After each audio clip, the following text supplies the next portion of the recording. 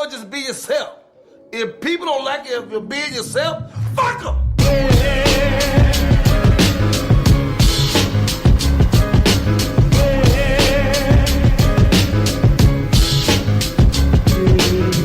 It's Big Los, Hollywood Kev, and welcome to another episode of the Noize. Kevito, what's going on, sir? Nothing much, man. You know, another day. Trying to enjoy this kind of bipolar Vegas weather, but you know, same old same. Yeah, this it ain't really been bipolar. It's been more so just hot and not as hot. There's only two real degrees we get out here. I mean, for it to be real still one day, then the next day it's truly a blow dryer. That's more so what I mean. Dude, let me tell you. The other day, right, I went and got some Robertos, and you know, I normally don't feel like the fat guy in the room until I was at Roberto's. So Wait, what? Here's why. I'm gonna tell you why. Mm-hmm. So I go to Roberto's, and mind you, it's hot as all the fucks outside. Okay. So you know when you're walking through hot weather, and in Vegas, you know it don't hit you till later on. So as soon as I walked into Roberto's, where they had the air conditioning on, I just start sweating. And when I tell you, like, sweating, you'd have thought I ran to Roberto's. I'm just like... Like that was your post-meal workout? It had to be. First workout meal? Had to be, because it didn't make no damn sense. I'm sitting there, I'm just sweating. And on this day, this is the day that all black people want to go get Roberto's. It was nothing but black people in there.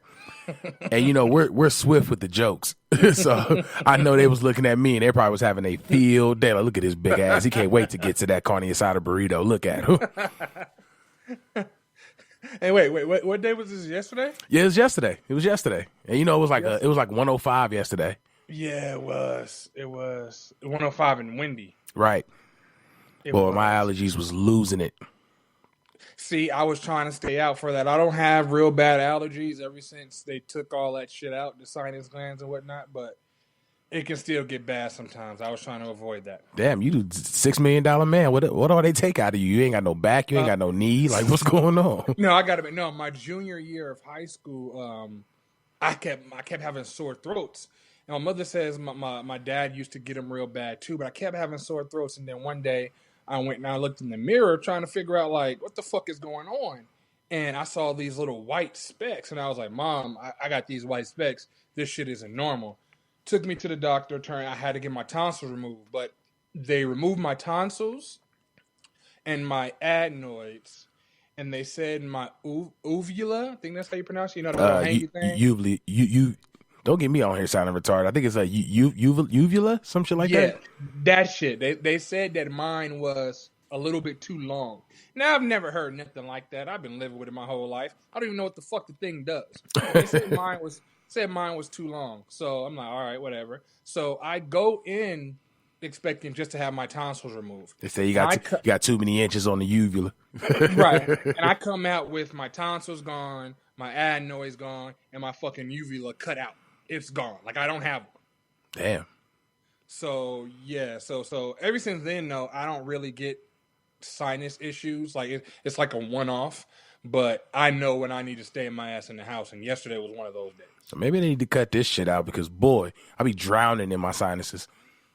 Yeah, it can get bad. As soon as that wind kick up, you hitting that little cat hiss.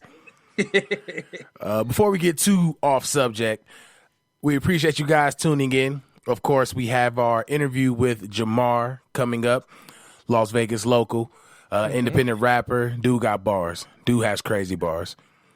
It's funny because a lot of people they've been supporting him and showing him love, but a lot of people been hating on him too.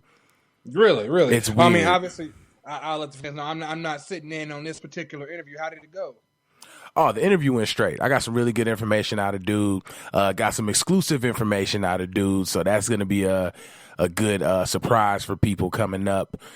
Real down to earth cat, man. Like, he's a really cool dude. He knows what he wants to do with his music. He knows the message he's trying to send with his music.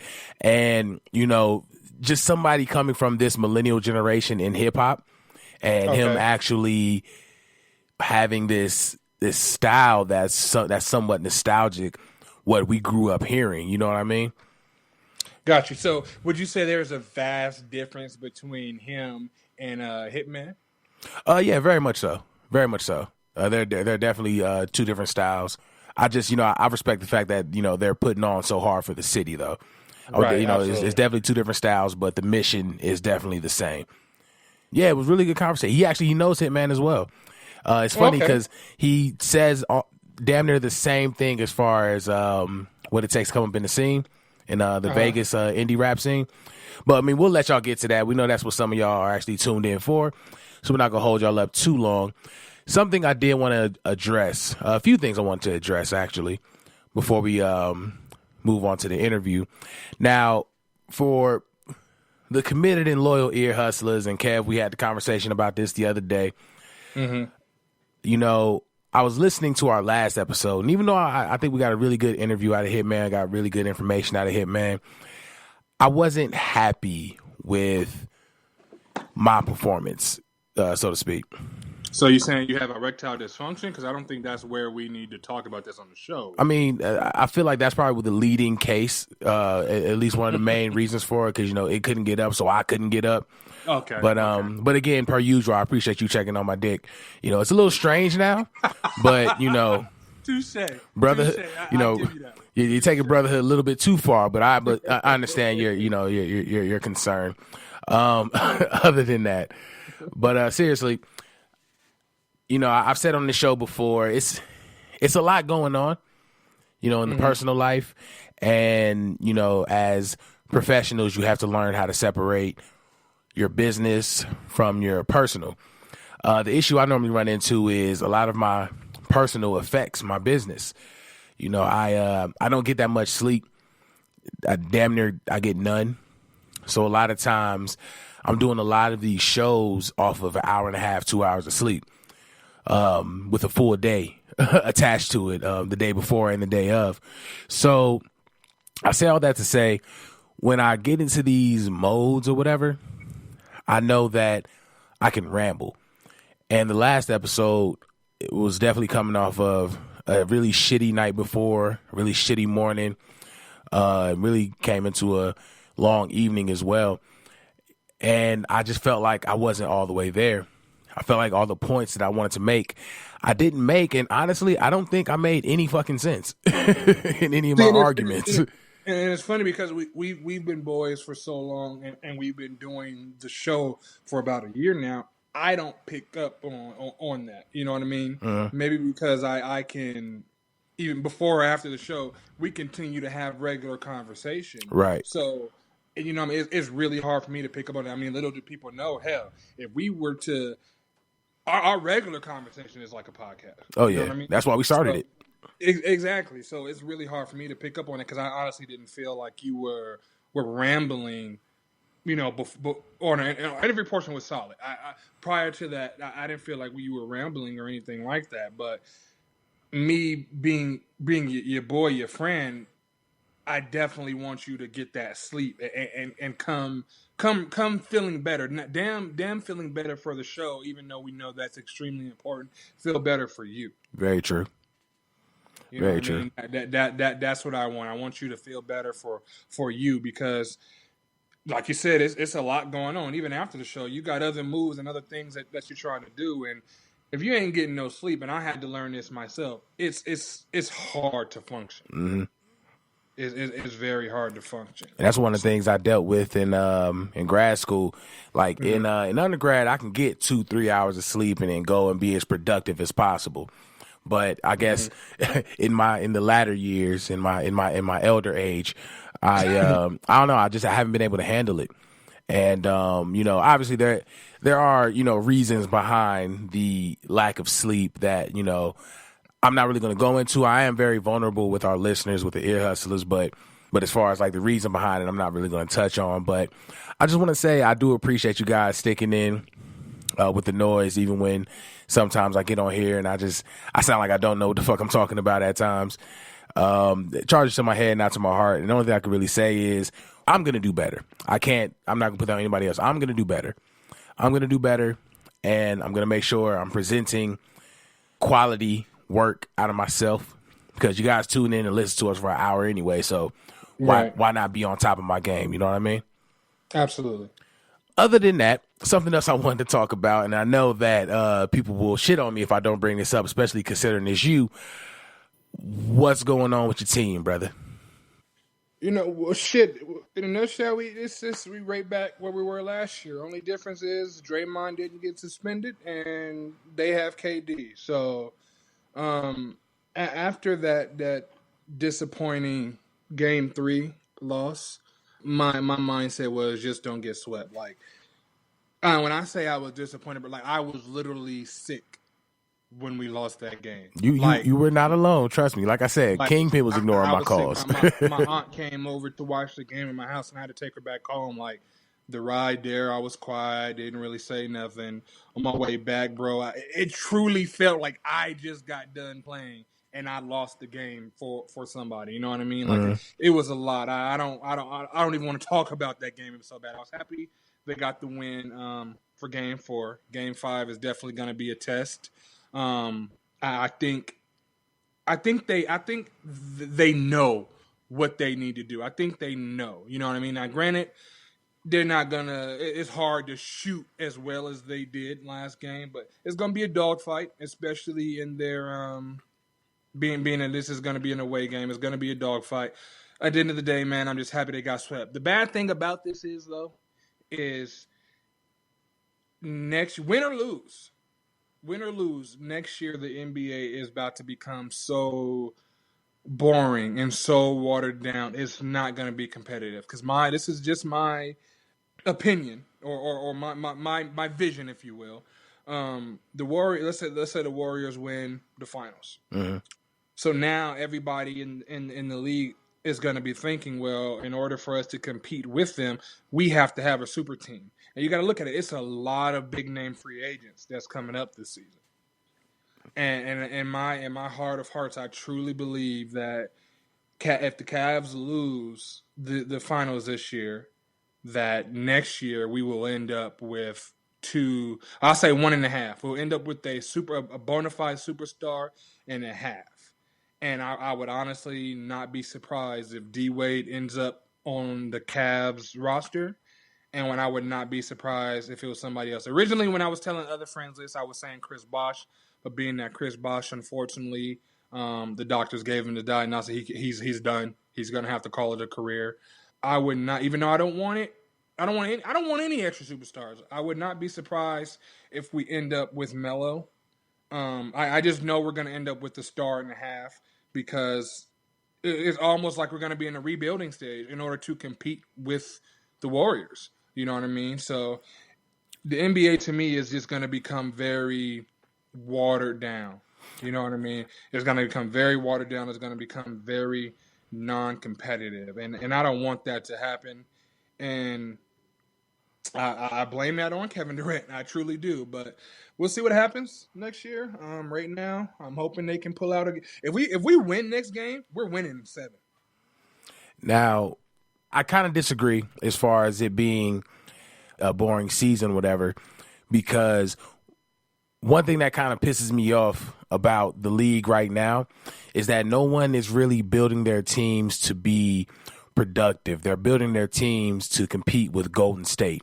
I understand they're the golden goose. They're the super team, but you look at teams like the San Antonio Spurs who never changed their fundamental style of play, and they were a pest for Golden State. If Kawhi didn't go down, this may have been a Cleveland versus San Antonio finals. I agree. You know, and because think about it, when it's almost like when Golden State got the formula, everybody tried to emulate it. Everybody started playing small ball. Everybody was so worried about perimeter shooting. No one really wanted to do too much work inside the paint. You know what I mean?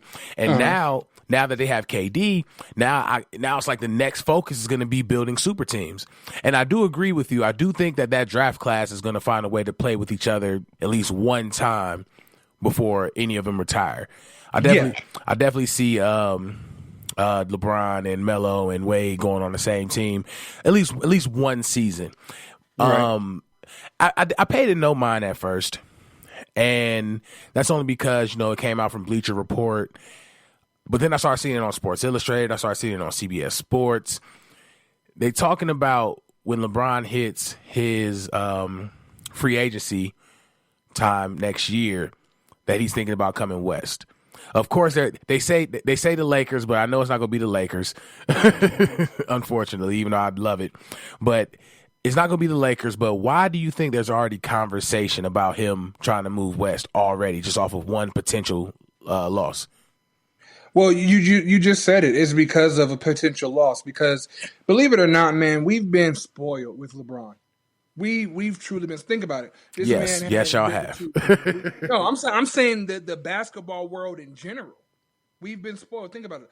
LeBron's been to 8 finals, right? 1 in 2007, and from 2010 till present day, he's been in the finals every single year. Mm-hmm. You know what I mean? We've been spoiled. We've been spoiled to the point where he's not going to win any more MVPs because even though he should, but we're so spoiled. It's like we're, what do they call it?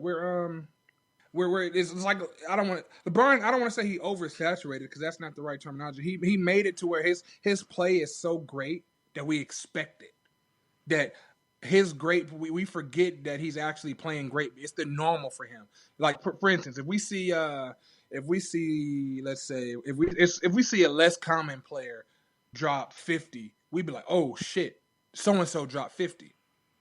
If we see LeBron jump 50, we're like, oh, LeBron just being LeBron. You get what I'm saying? Like it's a norm for him to be great, and it kind of spoiled us. It's a norm, but I think it's still just as amazing because people are going to argue his stats until the next game that entire time. Right. But I think in order for us to look at what LeBron does as amazing, it has to be over the top to where if a different player do it, we'd be talking about it for weeks.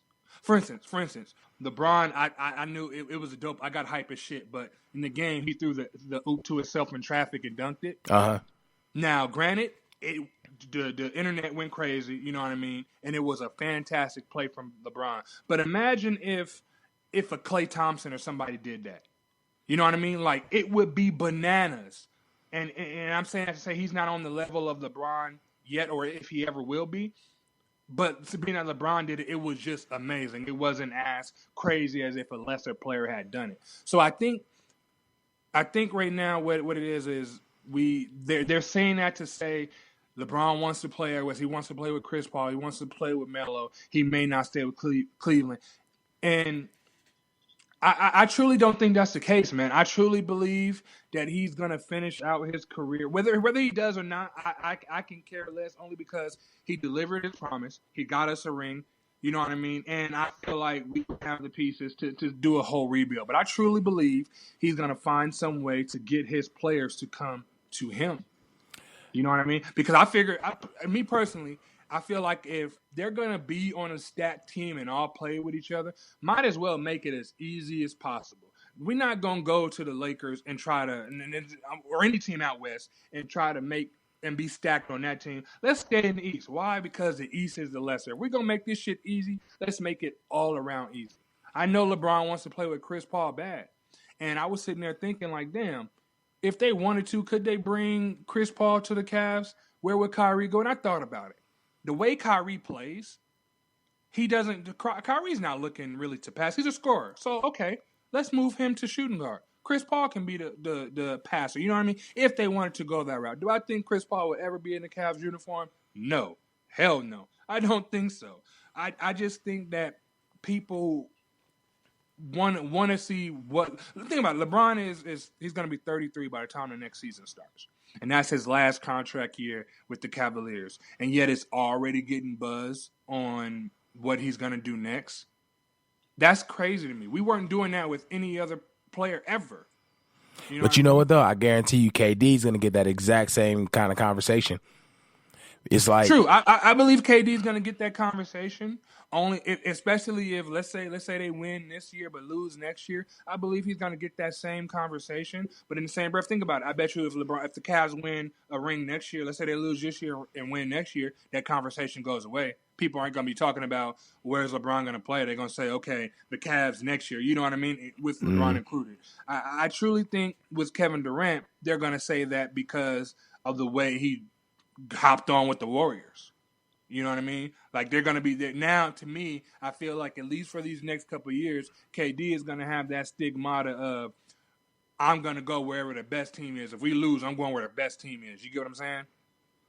yeah, I hear you. I think that's going to be the stigmata with KD for at least for the next couple of years. Either way, it'll be interesting to see what happens. I think we're going to. I just now noticed you said stigmata. You mean stigma? No, I said it right. Stigmata, motherfucker. Nah, stigmata. That's a I know. I've been saying it like that for. Dang, man, you can't tell. We've been making up words on this show. Yeah, since but episode 5. But like it's a real word though. Well, I've used it in this terminology. Okay, so so KD's gonna be possessed. Got you. Yep. He been playing possessed. Yes, that nigga has. You know, so I don't know, man. I just think the basketball world is where they're in a place of limbo almost. You know what I mean? I'm hoping it can get back to actually basketball can actually get competitive. Like when you think about it, man, people were saying Golden State and the Warriors, or Golden State and the Cavs will be in the finals before the season even started. You know what I mean? And that's crazy to say, and you haven't even seen these other teams play. I'm just hoping it can get back to where maybe you don't know who's going to be in the finals. Maybe the playoffs has a lot more 7-game series because teams are competitive. I just don't want it to be either this team is going to win or this team is going to win. And right now, in my head, it's only 3 top teams right now. That's the Cavs, Warriors, and the Spurs. We're guaranteed to see at least one of them in the finals every year until Brown retires or somehow they dismantle the powerhouse that is Golden State Warriors. Exactly. Either way it goes, one of them is going to be in the finals because you look at the East. The East is the easiest conference. Nobody's fucking with y'all, straight up. You got to come ready to play in the West. And the fact that Golden State just ran through them like it was a pickup game, like it was a high school game. Mm-hmm. Like it's hard to see who's gonna take them down. Again, the only people I can see taking them down is the team that's built off of fundamentals, and that's why I said I don't really like that everybody's shaping their team to compete with Golden State. All you got to do is stick with your guns. Exactly, and I agree with you on that because that's not going to be the case after a while. I mean, granted, right now Golden State is Golden State, but I do believe that I honestly believe in my heart of hearts, Draymond or Klay, it will be gone soon. I think Klay is going to get to a position to where he feels like he's going to want his own team, and Draymond's just going to get himself into so much shit that they're going to ship him off somewhere. And you will see that man's game drastically become terrible. Klay, I think Klay is going to be on his way out because that's actually a discussion that was being had at the bar when we were watching the game. Klay may try to go somewhere and think he could lead the team. Exactly. I do think he will fail with that, but he's definitely going to give it a try. Only reason I don't think Draymond's going to go anywhere because even though he's definitely a troublemaker, he's this generation's Dennis Rodman. He is that missing link for Golden State. And no matter what anybody says, when he's not in the game, you see the effects of it. Yeah, he's a high-energy player. I mean, I don't like the man. I can't stand him, but I can't deny his talents. I can't deny what he brings to that organization. He's definitely a difference maker. Right, absolutely. I just think that his antics during the game is gonna, maybe not this season, maybe not next, but it's gonna get him into a position to where that particular franchise is not gonna want to go with what he's doing. You know, especially if they have a change in their front office, they're gonna try to get him up out of there. Now, if he starts costing them money, then yeah, he'll probably be on the first ship out. Right. So, I mean, again, the league it'll be interesting to see what's going on in the league the next few years. I'm interested to see what some of these rookies are going to be bringing to these teams. One team that I'm interested to see, man, that might get on prominence before the Lakers, and that's Boston, man. Boston might fool us all. Fuck Boston. As a Lakers fan, that's blasphemous. It will be the Lakers. Yeah, we'll see. But I don't even want to stay on sports. My heart still hurt after the Game 3 loss. But no, man, it was something I wanted to bring to your attention that I saw, and I don't know how it didn't make more news than this, but it's a school, and it's in the city of Fremont, California. It was 14 elementary kids test for HIV and hepatitis after classmate pricks them with a needle. Oh shit! Really? Yeah. So I guess let me see here.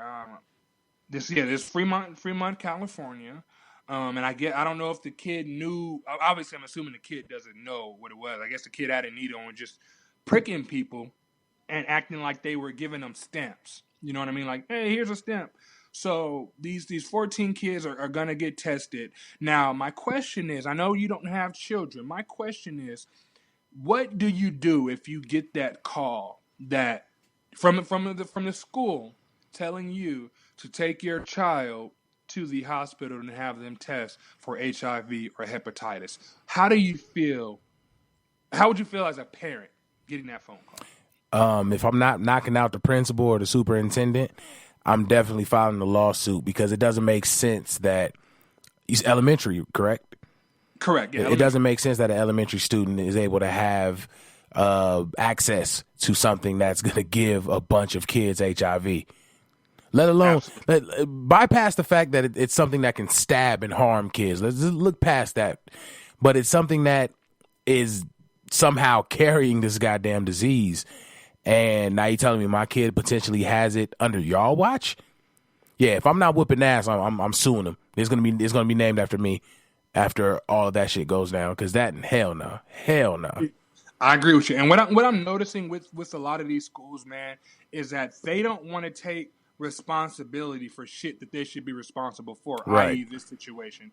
They feel like, I've been noticing with different smaller scale situations, they feel like, okay, your kid's just here, but they're not under my care per se. And me personally, I feel like when my kid is at school, it is the teacher, it is the person who is on staff, it's the custodian, it's the principal's job to make sure every kid is accountable and every kid is safe. And if you're not there to do that in addition to what you got hired for, then you don't need to work at a school. Right, because obviously this isn't the job that you wanted. Exactly.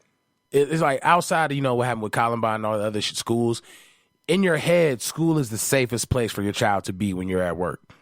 Absolutely. So that's not the call that you really want to get. Like, you might want to take a kid to get tested. He may or may not have HIV. Bro, I lost my mind. I've been looked at that phone like, this shit a joke. It gotta be a prank. Y'all niggas is comical. Yeah, it's no way in hell I'm getting this phone call right now. No way. And then, I don't know the results of those children or anything like that. I'm hoping everybody is good. I truly am. But God forbid you have that one that may have either or. Right. I would lose my shit. Damn suing the school. I'm suing the state. California, y'all about to owe me money. Oh yeah, somebody coming up off that bread, and my kid's gonna get the best doctors. Best doctors, and that's gonna be free too. You flying them in or you flying us there, but one or the other, the best doctor is gonna see my kid because y'all fucked up. You better get Magic Johnson on the phone. I want to talk to him. He gotta let us know how you get through this shit. Exactly. I want to talk to Charlie Sheen's doctor. I want to talk to all of them. Well, you gotta get Tiger Blood first if you're trying to be on that Charlie Sheen level. That's the only way you're truly gonna be able to combat HIV is Tiger Blood. So, I think we get it now. One more thing before we move on to this interview, because I really can't wait for these people to hear this gentleman and what he has to say. We haven't forgot about y'all good people. Hollywood Kev will be eating these wings. We're definitely still putting in the time and the research to find where these wings will be consumed. Oh, but the video is coming. Kev, how do you feel about that? You was telling me about how your heart was hurting before. This is a completely different place of heartburn. Have you settled it in your head that you will be eating these wings before the next award show, which I believe is the BET Awards? See, I mean, I got it that I would be. I'm trying to prepare. See, I don't like spicy food. Okay, and let me make something clear because I did go on a slight Facebook post with it. It's not that I don't like spicy food. I don't like the pain. I love spicy food flavor. For instance, like banana peppers. I love banana peppers because they taste like a jalapeno, but you don't get that burn. I love it. Even I love jalapenos when I'm not getting that burn. I just truly don't understand how people can like pain while they're eating. I just don't. Now, maybe some people have it in their head that they feel that comes with the territory of having that flavor. But me personally, I'm like, no, if I can get that flavor without the pain, then I'll take that. So with these wings, I'm not happy. My only request is wherever they go, if possible, they gotta be boneless. Cause it's bad enough I'm eating something that's gonna burn my goddamn taste buds off. Oh, you just trying to go straight to it?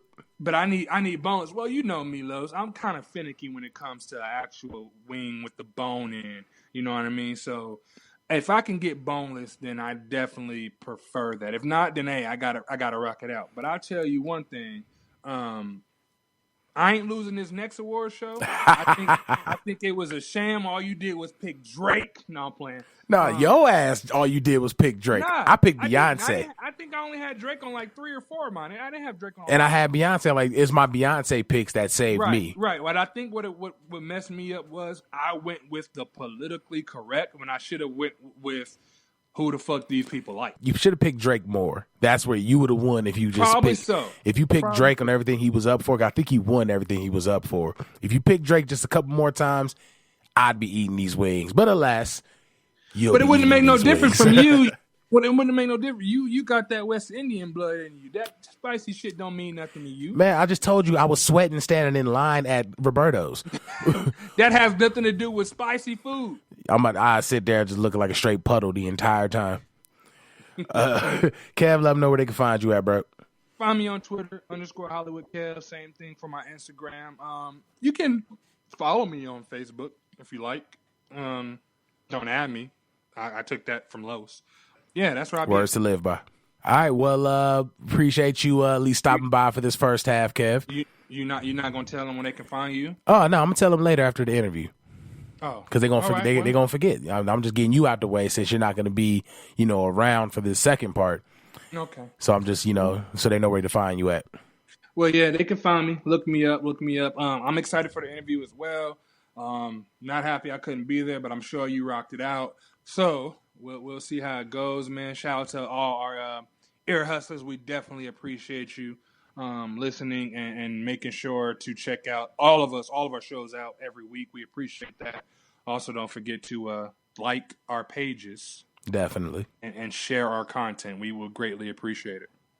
All right, then. Without further ado, ladies and gentlemen, ear hustlers of the Noize, it's Jamaar. Always been a misfit, LV outcast on the outlast statistics. Out to get Mr. Benjamins, ain't worried about no mistress. These women is a headache, they gon' only intense stress. I swear, man, these hoes is too often the same. They number one goal is knocking niggas off of their game. These goofy bitches can never reserve a spot on my mind. Getting out of this hell hoes the only thought on my brain. Cause nigga ain't no love in the heart of the city.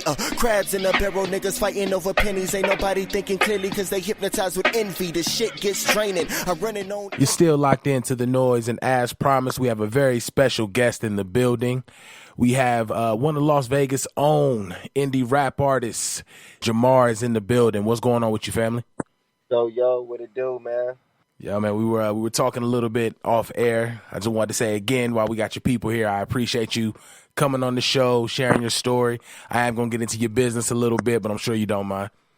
Yeah, the pleasure's mine, man, for real. I appreciate it. Yes, sir. So before we actually get into the interview, I got to know how you feel about these finals right now. Okay.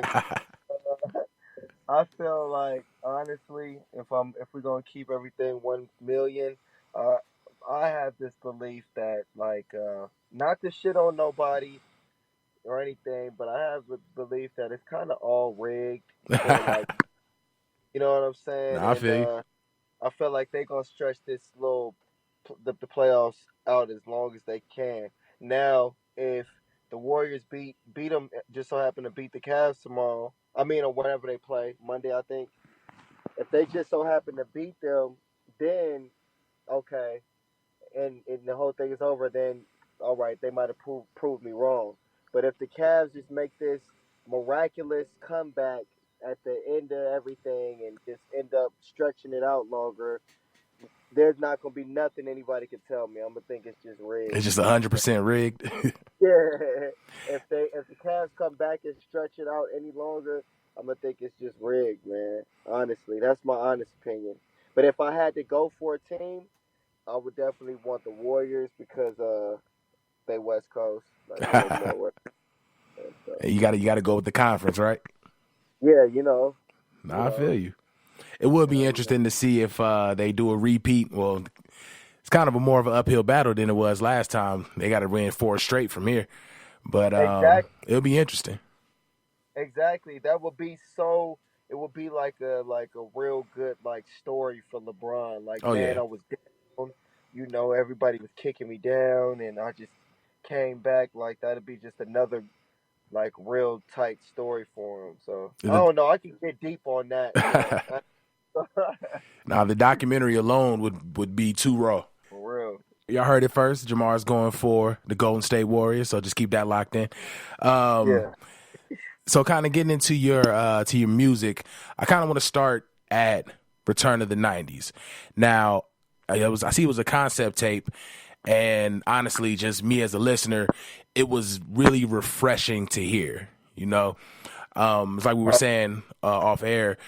I'm a 90s head, and I've talked about hip hop numerous times on this show, and hearing that, I guess in a sense, that updated flow on top of these nostalgic classic beats, I thought it was just so refreshing, and I thought your flow was perfect on it. So just give me a little more about Return of the 90s. Like, what was the inspiration behind that? What made you create that one? Okay. First of all, man, I appreciate you for checking that out, man. I appreciate everybody who's going out and checking it out. I'm getting a lot of positive feedback, so that's first and foremost. I want to say I appreciate that. But what made me do the whole 90s theme is really all started with me being at work one day. I was at work, and the real song of the Return of the Mac came on, and I just started reminiscing about my childhood and just all the fun times, and I just really and then I just started like rapping it, I got my generation behind me, no Return of the Mac, this the Return of the 90s, and I was just like, that's dope, and I just followed up with that, and then after I made that song, I was just like, man, this is dope. I was getting a lot of positive feedback from that song, so I was like, you know what I should do? I should just make a whole little tape with me just rapping over 90s beats, but kind of like, making it more modern or up to date. Right. And, but still keeping the beats raw. I didn't want to trap them out or nothing. I just wanted to keep the beats straight, raw, the way they was, but I was just going to spit over them, Mm-hmm. And that's really how it came about. I knew that I knew I could either sink or swim. I knew I could capture the 90s fans, like the people who love real authentic rap and real hip hop. I knew I could capture them because it's a beat they're familiar with, and I'm gonna be spitting some real over it, Right. So you had some excellent stories, and it's like, even though this was, based on the 90s, it was almost like you were taking us to that place when you first, experienced these songs. You know what I mean? If you don't mind me asking, how old are you? When were you born? I was born in 1991. I just turned 26. Oh, okay. May 1st. Okay, good deal. Happy belated, sir. I appreciate it, man. Definitely. Yeah. So I was going through some of your music, and I see this is actually your third tape. Yeah. I see that you had the I Am Jamar EP, and you had the King Jamar joint, and now you got this one. And then, of course, no disrespect whatsoever, because it normally takes, something to hit for people to really catch on. And obviously, I caught on with everyone else with the LV Outkast video. And Outkast, man, those are the legends. So I respect the confidence that you took going into that record. And you did your thing. You definitely served the beat its justice. I appreciate it. So, Bro, how do you feel about the attention that you've gotten since that video went viral? uh, man, it's really like it's a blessing. First and foremost, it's a blessing, and I'm gonna tell you, I really wasn't even gonna do this whole project. Like, I was like so on the fence about it. Like, I had finished up the whole project, and I was just like, man, thinking to myself, like, man, niggas is not trying to hear this shit. Niggas ain't about to, you know, like really be trying to hear somebody get lyrical over these old beats. Everybody into the trap thing right now. Right. Like, damn, like nobody's going. I noticed, like, I felt like it was gonna be a waste of time. I feel like I started to question myself a little bit, but then I ended up going through and when I did the video, it was like I didn't even really want to do the video like that, but the universe worked it out. It was just I can't even explain it, and I put it on the Facebook and it took off, and that it was lovely, man. I was blown away. I wasn't expecting that at all. Now, For who were the who was the team that was actually pushing it? like pushing it on Facebook. Yeah. Gods of the Underground. Okay. Yeah, they made a little like they been showing hella love. Shout out to them, man. Shout out to Gods of the Underground. They've been showing hella love, man, and like taking my videos and making little memes of them with the words and everything. So, and it's definitely working. It's getting me a buzz, like, definitely getting me a buzz, and I appreciate it. Everybody playing a part in helping with the process, man. It means a lot. Definitely. And of course, coming from Vegas, you already know it's hard as hell to get that kind of attention out here. Yeah. And you touch on it a lot in the LV Outcast joint. And I am going to get to that, but to just in regards to you being from Vegas now, are you originally from here or did you? Okay. I was born and raised, yep. Born and raised out here. Okay. What side of town? West. I grew up on the west side of Las Vegas. I grew up on G Street. Oh, okay. Like right by Doolittle, Then we ended up moving from G Street to Balzar. And then, it was just all over the city from then.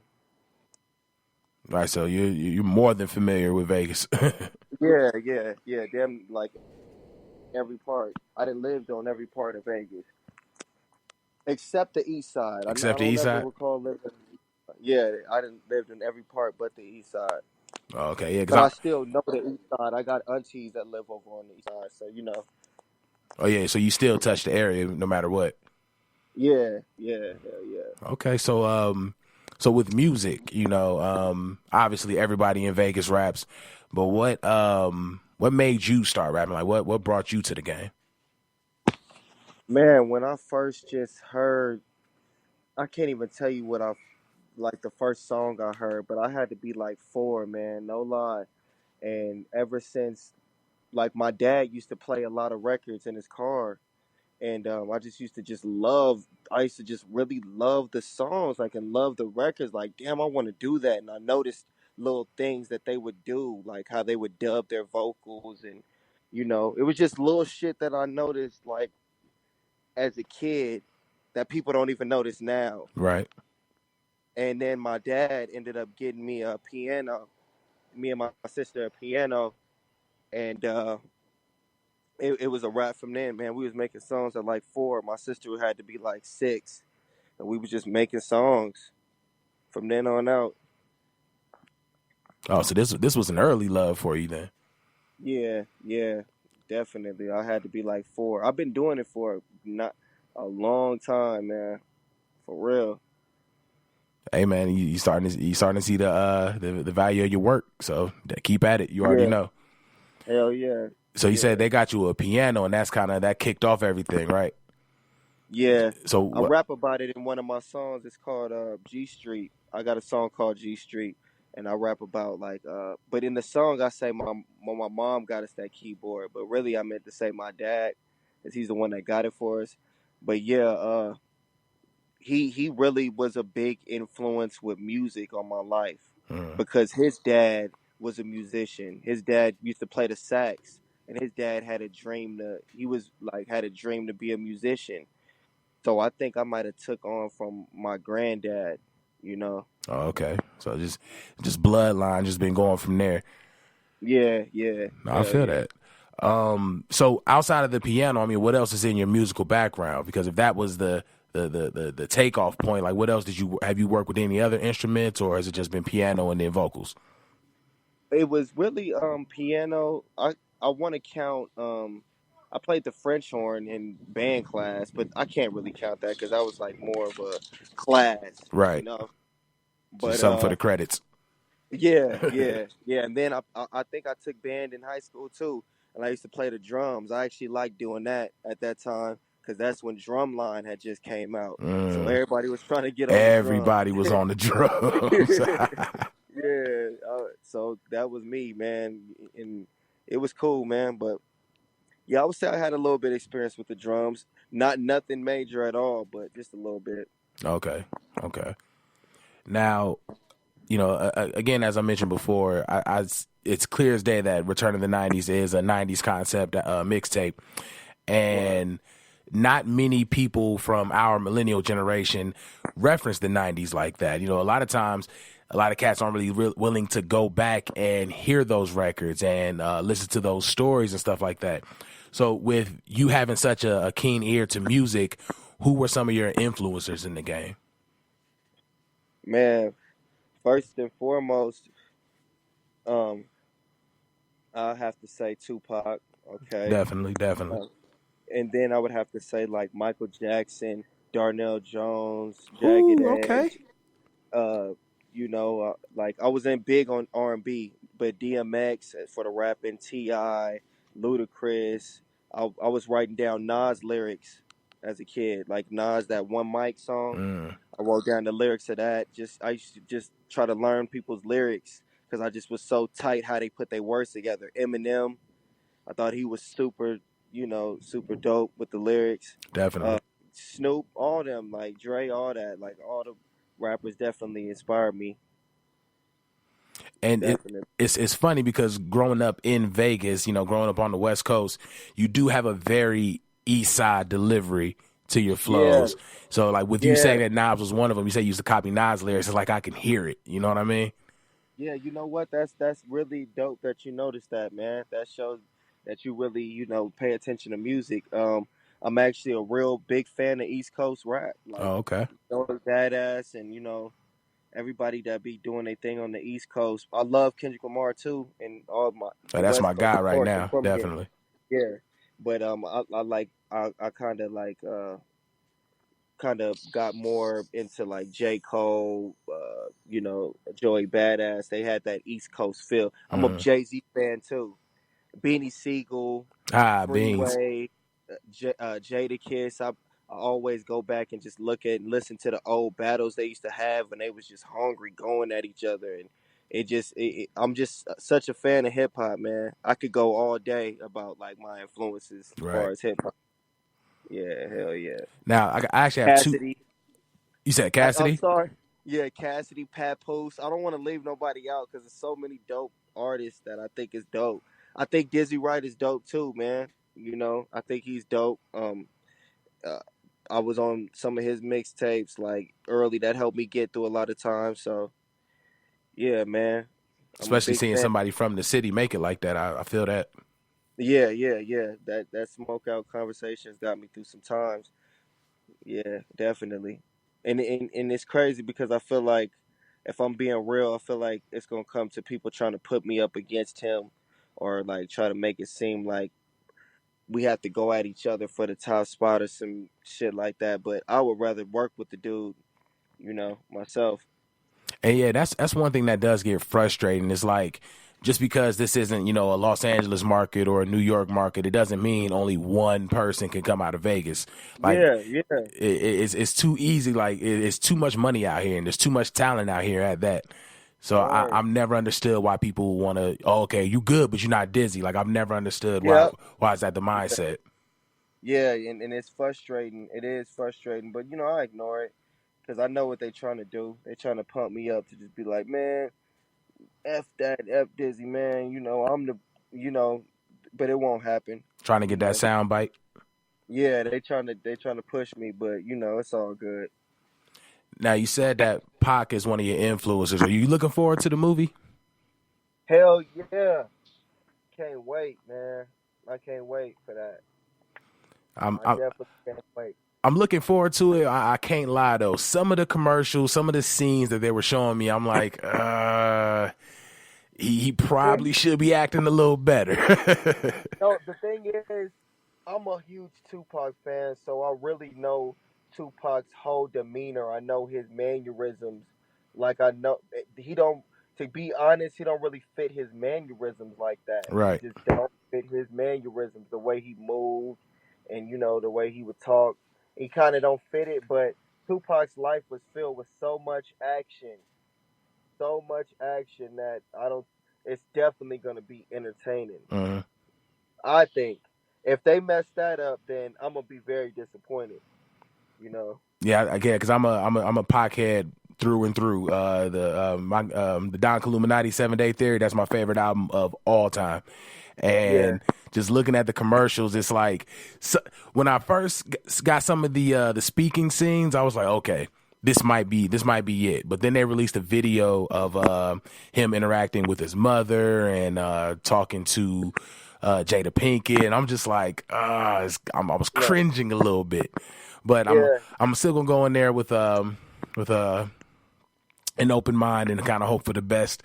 Well, once I donate this $20 to the movie theaters, we gonna see how this come out though. Now I remember when you sent me the link to Return of the 90s, and I listened from my phone. I thought that was like the only project that was on there. And once I finally pulled it up from the laptop and I saw you had the other two joints, because I was thinking when I was hearing it, like, you're killing these classic beats. It makes me want something original from you. And then when I heard the other two tapes, and I'm like, okay, so his style, it's almost the exact same thing as Return of the 90s. It's such a classic feel to it. So when is the next project from Jamaar coming out? The next project, Lord willing, and I'm going to put my every ounce of soul I got into this next project. This next project, sometime next year, because I'm going to put some real, to me, it's an art, so it has to be right. Right. Can't rush it. Now I got people watching and, that's tuning in, so I got to drop something hot. It's going to be available on iTunes, though. So I'm going to really need, like, all my supporters to go out, stream it, and, I'm going to try to move a couple of units with that. Definitely. Get behind you. Get behind the city. Yeah. Hell yeah. But, yeah, I'm looking forward to getting some features on there, a couple of features. I can't have too many, but, I definitely going to reach out and try to make this thing a real nice classic for Vegas. It's going to be called Sales, though. That's my last name. You said it's going to be called Sales? Yeah, that's my last name, Sayles.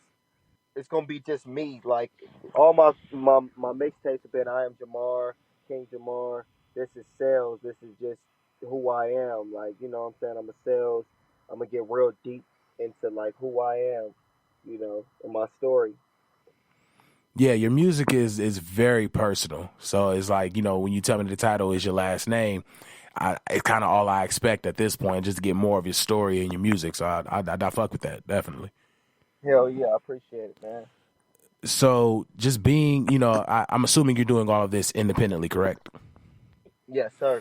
Yes, sir. So how do you feel about the Las Vegas indie music scene? Because you touch on it, in great lengths in the LV Outcast record, and you actually have a record. I want to say it was on your first tape where you were talking about it. I could be wrong, but how do you feel? I think you're talking about Local Love. Yes, Local Love. There you go. Yeah, that was on my first tape. Yeah. How do I feel about the local scene? I feel like people are afraid to show love a little bit, although it's kind of divided. Everybody's kind of prideful when it comes to working together with certain things. Mm-hmm. Um, I feel like there's a lot of talent. I definitely feel like there's a lot of talent. You know, like I think Lil Sox is hot. I think Fats is hot. Uh, Dizzy, of course, Euros, uh, T Rab. There's a couple of people that I'm like a fan of their music. Like the Landlord been putting it down. I was a real big Drew Price fan. Mm. SU. You know, I think that there's a lot of talented artists out here. It's getting a little better with the shows though. They're giving us a little bit more of a platform with the shows at like Club Mist and the Beauty Bar. They're getting a little bit more local friendly. Yeah, we just So I had think, Hitman on last week, and he was actually saying the exact same venue. So no, that's great to hear. yep. And I know Hitman too, man. He's been putting it down in the city for a long time. Yeah. It's definitely a lot of talent out here. That's a whole lot of talent out here. And now with all the talent out here, you know, sometimes it kind of gets to that crabs in the barrel mentality. So have you found it kind of hard prior to LV Outcast buzzing? Have you found it kind of hard to get the city behind you?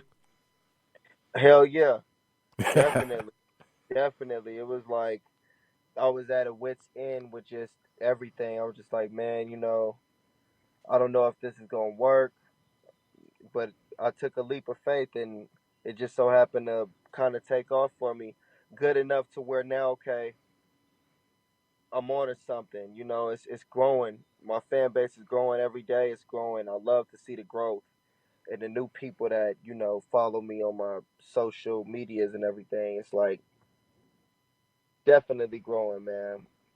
So outside of trying to get the city behind you, how has your support system been prior to the guys at Underground getting onto your track? Good. Like I got a cool little support system. I do. As far as everybody else getting on board, it's just, you know, I realized a lot of people probably didn't know who I was, and now that they've been exposed to who I am, a lot of more people are reaching out and sharing my music. So it's a real nice support system. Definitely, man. I appreciate all my supporters. And that's the beauty of social media, because that's all it takes is that one video to pop and everything changes from there. Yeah. You know what I mean? Yeah. I think I saw the LV Outcast one, or it might be another one that they're talking about, a Vegas kid on the come up. Now I think it's like 10,000 views or something like that. Yeah. And it's just getting pushed. I know when I first saw it, I saw it from somebody I went to high school with, and you know, she was just like, "Wait, who is this dude?" You know what I mean? And they were like, when I got a hold of it, I'm like, "Oh yeah, I got to get him on." That was the first thing I said. I got to reach out to him. You just did another interview not so long ago, right? Yep, just yesterday I was at Vegas Raw Radio. Okay. I'm familiar with that. Yeah, I stopped by there. You know, I'm just, you know, showing love. Everybody, you know, definitely trying to, for those who reach out to me, I definitely try to come through on my end, because I'm all about showing support and showing love. I see that you get a lot of love. You know, you see the shares, you see the comments and everything. Of course, I do all the full investigation, and I saw that naturally. You know, you were getting some hate in the comments. You know, not saying that you were bad or anything like that, but it just seems like as soon as you started getting that buzz, as soon as you started trending a little more, all of a sudden, oh, he's not really from Vegas, or he's only okay. Like, how does that kind of negative feedback, how does that, you know, drive you, and how does that affect your work ethic? You know, man, I'm gonna be honest. Like, I laugh at a lot of it. Like, somebody says something, it was just so ridiculously, like, just hateful, like, and I was just like, I just bust out laughing. I forgot what the dude said. It was on one of my other videos, and he was like, I think I did a Tupac tribute. I did do a Tupac tribute, and I'm like rapping on Tupac. All the titles to his track. Yeah, and somebody commented like, "You're a bald bitch, just like him," and I just started dying laughing. I'm like, why? Like, you don't even know me like that. it's funny to me, like for the people who don't know me, before it would frustrate me. Now I just take it with a grain of salt because I realize, first of all, not everybody's gonna like me. Right. Somebody really hear me and be like, I'm not feeling that. Like, it's possible for a person not to like me, and that's okay. Like, I'm not trying to force anybody to like me, but to those who do, that's what matters to me. Right. As long as the people who do outnumber the ones that try to salt me out, or nobody can say I'm not from here because, man, like I got so much of my roots is here. My granddaddy then lived out here. My grandmas, both my grandmas, my dad was born out here. I got way too many roots out here. Like the Sales family, like we got our own little thing out here. So it's like nobody could ever say Jamaar is not from Vegas, man. But, and that's interesting because that seems to be the first thing people go to. When you start getting that buzz, when you actually start making some noise in the city, the first thing people start saying is, "Oh, well, he wasn't even born here." They'll throw out some random city. He from Chicago or something. You know what I mean? And that's something I would laugh at because it's so not true. Like that stuff, it makes me laugh. But for the people who's smart enough to do their research, they'll find that I was born here. Like that type of stuff, man, it just makes me laugh. I die laughing.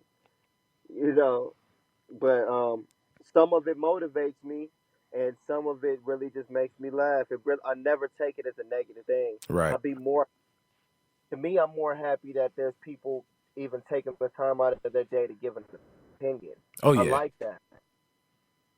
That means something to me. So it's all good, man. I take it with a grain of salt.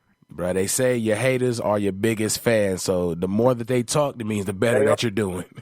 Yeah, and they promote the shit out of you too. Oh yeah. They'll go and show some just to hate on you. Like, look at this mug. That's probably some of the best. That's the best promo you're gonna get is from a hater because they're gonna reach out to tell somebody, "Oh, this dude's trash," and when they hear it, it's like, no, he's not actually. Yeah. That's lovely, man. It all works out. It's let them hate shit. Now, being that you have such a different style, especially from our generation, how do you feel about the current state of hip hop? I talk to my co-host about it all the time. There's a lot of focus on the single and making sure that the single pops. Like I think you probably just saw Yachty. He low-key just caught a flop with his album. So how do you feel about the current state of hip hop and the lyricism or lack thereof in the industry right now? I feel like the whole new mumble rap thing. If I'm being honest, I gotta be honest, man. I feel like it's running the real rappers out of hip hop. Like it's making people not like you see like J. Cole talk about retiring, you see Logic talk about retiring, you see Childish Gambino talking about retiring. Like all these creative people just don't even. It seems like they don't even want to do it anymore because it's becoming so infested with just fake and just it trash, man. I feel like hip hop. I feel like Kendrick. People like Kendrick is keeping it together, but it's only gonna be so long that Kendrick can even do it by himself to try to keep that real, to where he's just gonna be like, you know what, hell, I'm just gonna have to, appeal to these mumble rappers now. I doubt Kendrick can ever go down that route. He's one of the ones that's been successful. Yeah, he's too true to himself. I don't think that he ever would either, but either it will come to like he'll be like, man, you know what, I don't even want to really do it. But I don't think he probably will either because his fan base is so big. Like people rock with Kendrick, so he's definitely got forever have a spot in the game. He's like a Jay-Z. Like he'll forever have a spot in the game. Oh, he cements it for sure. Yeah, hell yeah. But as far as everybody else, it makes the younger kids and all the inspiring lyricists, it makes them want to just be dumbed down their music and not even want to take so much time putting so much emphasis on their lyrics because they're feeling like it's not being heard. Right. Yeah, simplicity and lyricism should never go together. So I completely understand, and I agree with you on that one. Yeah, hell yeah. What do you think, and not even trying to ruffle any feathers or anything like that, but what do you think the artist out here needs to focus on to get that eye, to get somebody to kind of turn their head and be like, okay, who is this? Put more dedication into their craft. Put more money into their craft. More time, and really uh like take times on their projects. Don't just record songs and just throw them out there for, have a plan. Like put together a plan and execute every single plan. Like really take time as far as visuals, and make sure everything you do is done professionally so people take you serious. If you're looking sloppy out here, nobody's gonna take you serious. You're not gonna turn no heads looking like that. You know. Mhm. So I think people just need to get more to really catch somebody's eye. Like just get more professional and more dedicated. Treat it like a job, not so much a hobby, basically. Yeah, yeah. Like people be out here claiming that they dedicated, but they don't even either they don't even have a video yet, or it's like nothing to show for their dedication that they say they got.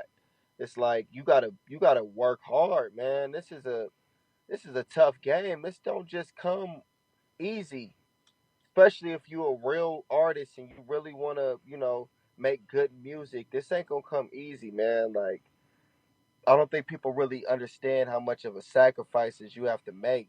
Like I've been down to my last dollar getting studio time and doing videos. Like I really had to put that work in. So I think if people put in more work, they'll get better results. That's in anything you do. Oh yeah, you get out what you put in. I feel that. Hell yeah. Hell yeah. What is something like with your music? What's the message that you're trying to get out there? The message I want to get out there is be yourself. Be who you are. Like forget what everybody's talking about, what the trends is. Be true to yourself. Be true to yourself. Don't try to do anything to try to fit in, or, you know, just just know yourself and be true to yourself. And I think people accept you better that way. I think it'll be a lot more culture if people would be true to themselves. That's one of the messages. And never give up on your dreams. Go hard as hell for your dreams. If I could do it, anybody could do it. If I could do it, anybody could do it. I started with nothing, and I've been just grinding my ass off, and really practicing and working on my bars and my delivery. And I do this. Like this is what I do. So that's another message. Never give up on yourself. If you want something, go for it, full throttle. And you can't lose if you don't quit. So keep going, no matter how old you get or how hard it gets. Just keep striving. Yes, sir. Wise words, wise words. Finally, I know you got the tape coming out next year. Back to the 90s has been buzzing. I know that came out about a month ago. The eyes are on you. What's next for Jamaar? What's next? Like I said, I'm probably gonna do another video for this project. Do another little video, try to put it out there. But really look out for this album because I'm okay. This is an exclusive right here because I didn't even tell nobody this. Okay, let's get it. This is an exclusive. This is my next move, and I hope don't nobody try to jock me. But it is what it is, My next album is gonna be a movie for that. Oh wow! Like a short film, like a 30-minute movie, 30-minute short film with a storyline and everything, and all the songs are gonna come together. That's what I'm really trying to do. That's what I'm trying to shoot for. I see why you're taking the time to get that done. Yeah. So that's definitely, it's gonna be like a little short film. I'm gonna try to include people from the city, and it's gonna be professional, real scripted. It's gonna be dope, man. It's gonna be dope. Brother, you really putting on for the city, man. I for one salute you for that. And, I wish you nothing but the best, nothing but success going forward. Let the people know where they can find you at. You can find me on Instagram at Jamaar Anthony, Jamaar Anthony, Anthony on Instagram. or Facebook, Anthony Sales. But I would prefer Instagram because I got so many friends on Facebook. It's not letting me add any more people. You hit that cutoff point. Yeah. So yeah, you can follow me on Instagram. I don't have a Twitter. I need to get one, but for now it's just really Instagram, Facebook, and SoundCloud. Check out my new mixtape, The Return of the 90s, on SoundCloud. And you could just type in Jamaar and, it'll pop up, and give me a follow. And even on YouTube, you could type in Jamaar and all my videos will pop up. I got like 12 videos.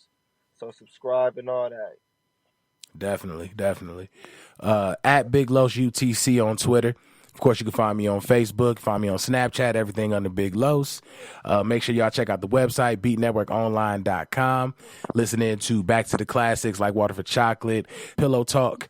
And again, make sure y'all check out some more Jamaar music. Make sure y'all check out the tape, I Am Jamaar, King Jamaar, and of course, The Return of the 90s.